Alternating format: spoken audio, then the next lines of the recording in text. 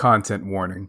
The following material contains explicit language, objectification, and graphic depictions of intense, animalistic intercourse. Listener discretion is advised. Serenity. Previously written in 2005.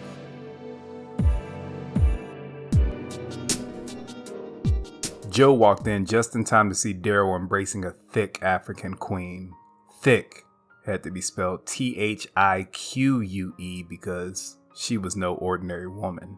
She was like a booty babe, thick as the Sahara filled with quicksand.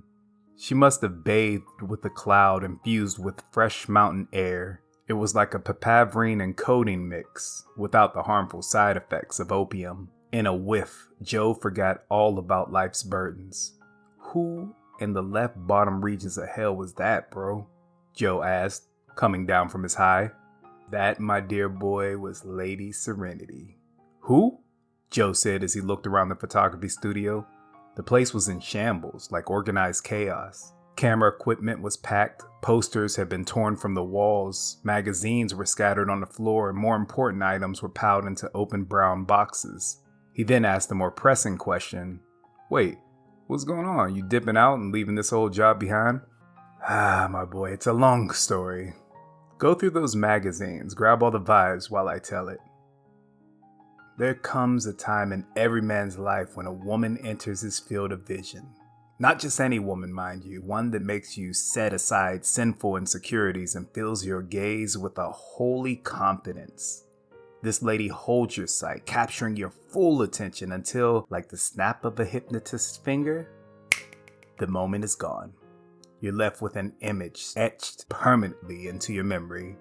For me, that image will be Lady Serenity in a blurred crowd of nobodies. It will show her flawless golden skin placed delicately over a voluptuous figure.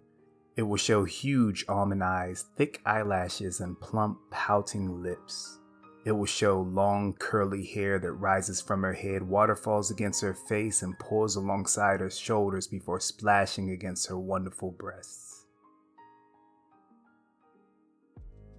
Me and Tia went to the OSU homecoming. I had lost Tia in the crowd for about an hour. I was standing, looking around, observing the scene when I caught a glimpse of the aforementioned goddess, right before somebody bumped into me and made me spill my hiney.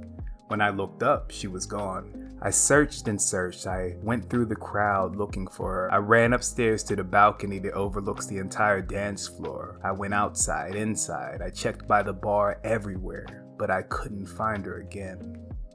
But then something told me to turn around. The crowd parted and a soft spotlight illuminated the ethereal being. For a moment, we were the only two in the world. She stood staring at me with lust in her eyes, and I did the same to her. Out of nowhere, Tia points at me and says, "That's my partner right there."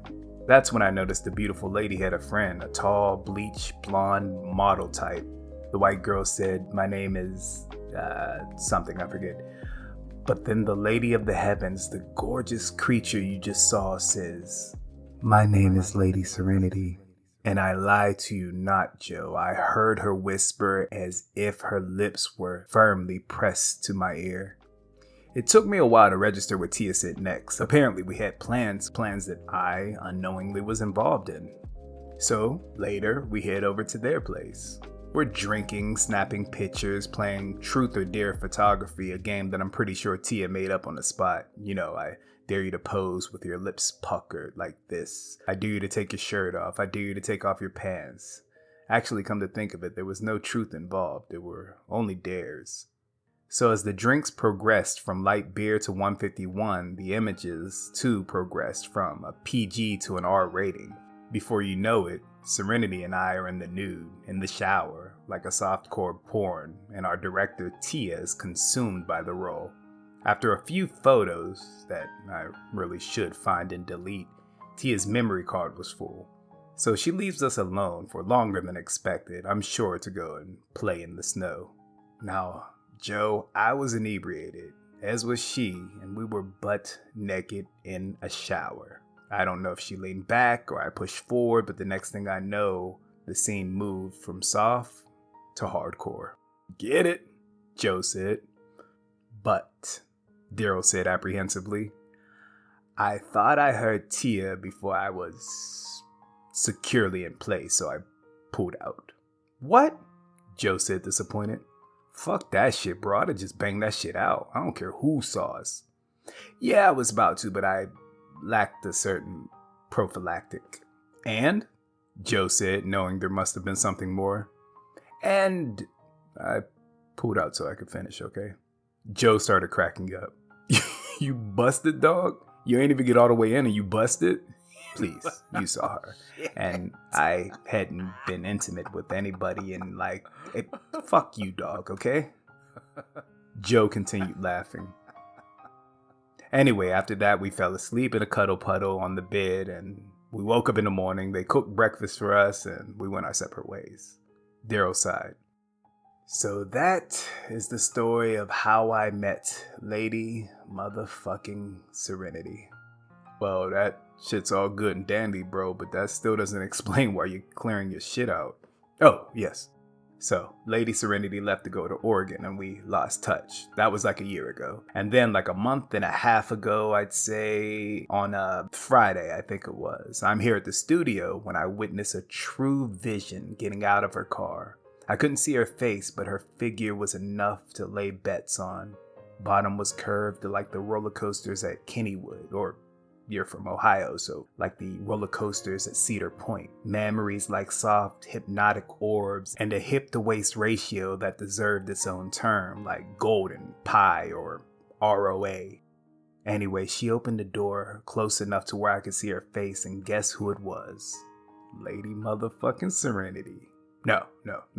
It was just some beautiful black woman who needed some pictures for a portfolio. But I did link up with Lady Serenity that night. She came over to my place, and as soon as I opened the door, I could see in her eyes that she had been thinking about me like I had been thinking about her.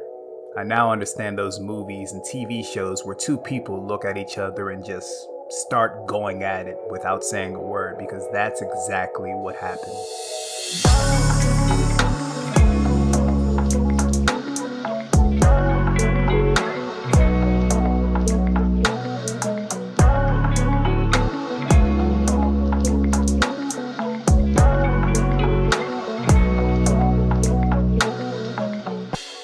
So anyway, we fucked all weekend long. At least that's what I thought. I thought we went at it for 2 days. But once we came up for air, it was Saturday. That's what today is, right? Saturday. Wait. I thought you said this was over a month ago. You said like a month and a half ago. Yeah, it was. So after we were finally through, we went to sleep, exhausted. But it was the most peaceful, relaxing, tranquil slumber that I've ever experienced in all of my years of living. We wake up, I'm hungry as hell. She is too, I can tell by the growling of her stomach. So I get up, go downstairs, and see what I can rustle up for some grub. And wouldn't you know it, the bread was moldy. And I don't mean that little green dot that you almost miss as you're making a sandwich. I'm talking about moldy. We get dressed and walk outside, and that's when I close the door and see an eviction notice. Get the fuck out of here, dog. You saying y'all fucked for more than a month straight? Shut the fuck up. You would have been dehydrated to death. I guess we were just nourished off of the lust we had for each other. Joe had his lips around the bullshit as Sal entered. Sal, Daryl said, hoping to extract some evidence. Why are you firing me? Why am I firing you? You can't just take a month off of work, man. Some places will let you go after one no-call, no-show. Joe looked at an eviction notice sitting on the table. So if that's true, that means you lost your job, you lost your apartment, all over a woman, and then you didn't even get the woman. Oh, I got the woman. You got the woman. The woman that just left, obviously, to go back to Oregon. Well, yes, she will go to Oregon, but she's taking me with her. Right now, she just went to get us something to eat. I'm going to go and live with her. She has a beautiful ranch house that I'm going to stay at until I get back on my feet. If I get back on my feet. Turns out she's loaded. There she is now. Could you help me carry a few things out?